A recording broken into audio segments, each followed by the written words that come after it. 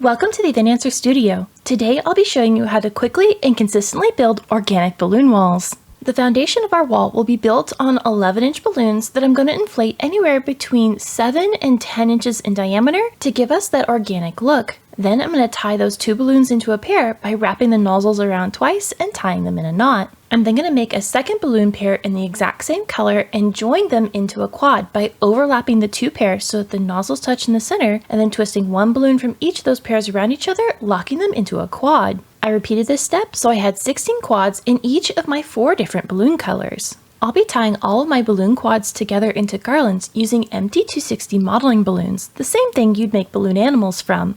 First, you want to remove all the air from the 260, and then I'm going to tie 2 of those end to end to give me enough length to make my garland. If you don't have 260s, you could always use fishing line or curling ribbon instead. Now I'm going to tie the end of my 260s to the nozzle of my first balloon quad of the garland. It can be helpful to set this first quad on a table or the floor so you have something to press against while tying together the first couple quads. Set a second quad of the same color on top of your first one and align it so one balloon of this new quad sits between 2 balloons of the quad below it. Pull the 260 string up through this new quad and wrap it around 2 balloons on opposite sides of the quad.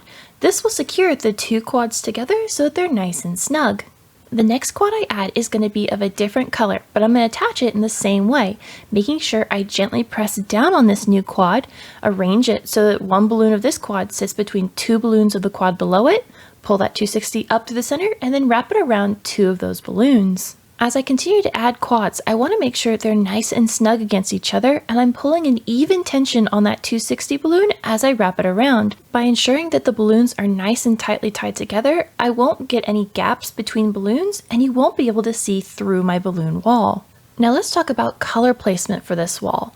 I have 4 quads in my 4 different colors for each garland. I'm placing 2 quads of the same color right next to each other. That means I get 2 little splotches of that color in my garland in 2 separate locations. In the final wall design, each of these color sections looks like a little square, and the colors will be more mixed, giving the wall a confetti look. If you'd prefer larger blocks of color, you could put all 4 quads right next to each other, and that makes each color a little bit more pronounced in the wall.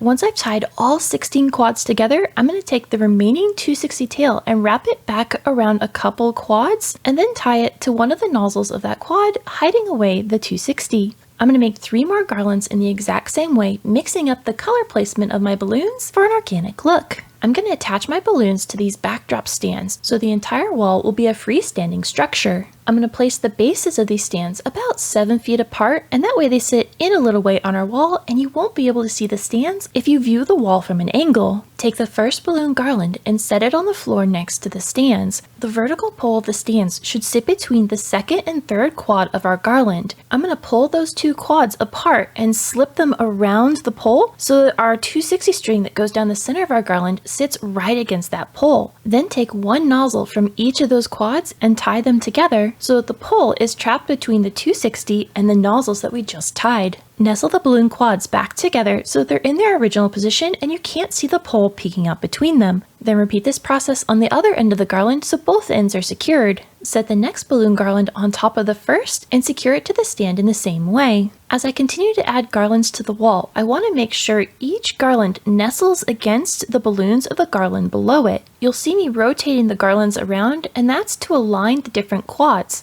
A quad that has 2 balloons facing out the front will nestle perfectly against the quad below it that has 1 balloon facing out the front and 2 balloons pointing up and down. By arranging the garlands in this way, we'll prevent large holes from forming in our wall. As I attach the garlands to the stands, I want to make sure the left and right sides of the garlands are level with each other. That way, our finished wall will be nice and square. You can see in the center of my wall, the balloon garlands are bowing apart from each other, and that's because there's nothing supporting the garlands in the center of the wall. So once all 4 garlands are attached to the backdrop stands, I'm going to take some empty 260 balloons and join all those garlands together at 2 different locations in the wall. I'm going to tie the end of my 260 balloon to one of the nozzles of that topmost garland about a third of the way in from the end of the wall. Then I'm going to stretch the 260 tight and pull it down and wrap it around one of the balloons of the garland right below it. Now I want to do my best to hide this 260 from view, so where possible, I'm going to tuck that 260 behind the balloons so it's on the back side of the wall. Now this may not be possible in every location, and if that's the case,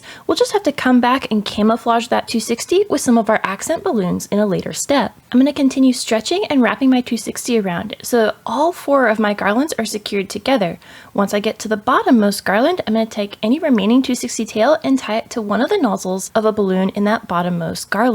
Then I'm going to repeat this step with a second 260 a third of the way in from the other end of the wall. With the base layer of the wall assembled, it's now time to think about accents and focal points. If you have any large signage, now's the time to attach that to the wall. After signage, the next highest priority is placing our statement balloons. These include starburst, specialty foil balloons, or bubbles. I like to place these on the wall first so I can pick exactly where I want them on the wall and not have to work around other balloons that I've already placed. Now if you're intending to layer on lots of balloons on top of this base wall, you may want to hold off a little bit on your specialty balloons so that these balloons are always on the top and most visible. All of my statement and accent balloons I'm attaching to the wall using empty 260 balloons. Simply tie one end of that 260 to your statement balloon and then wrap the other end of that 260 around a couple of balloons of the wall in a figure 8 pattern, and that'll be enough to hold the balloons in place. Next, I'm going to attach my largest latex balloons to the wall. I'm using 24-inch balloons today, inflated to a variety of sizes, but if you're also planning on using 17-inch balloons, this would be the time to attach those. You could also add a couple extra clusters of 11-inch balloons,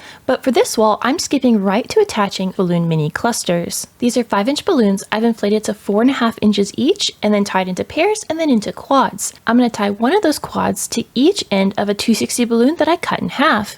Now you can either tie the end of the 260 to one of the nozzles of each of those quads, or you can simply stretch the 260 tight and wrap it around 2 of those balloons several times, and that will secure the quads in place. To attach these mini clusters to the wall, you're going to look for a location, and then you're going to stretch the 260 tight between each of those little quads and wrap it around one balloon of the wall, making sure that 260 balloon is sitting against the nozzle of the balloon in the wall. This will ensure that the 260 is hidden from sight. From there, you can just play around with the placement of those little quads until you like how they are sitting. These mini balloon clusters are perfect for filling in any holes you might have in the wall, adding extra splashes of color, or enhancing the texture of the wall. Now you can either spread these little clusters apart so you just see them in little patches, or you can group a couple of them together for a larger impact. Finally, be sure to take a step back and look at the overall wall and adjust any of the balloon placements so they sit where you'd like them. If you enjoyed today's project, you should check out this video. And until the next time, remember, stay creative, everybody!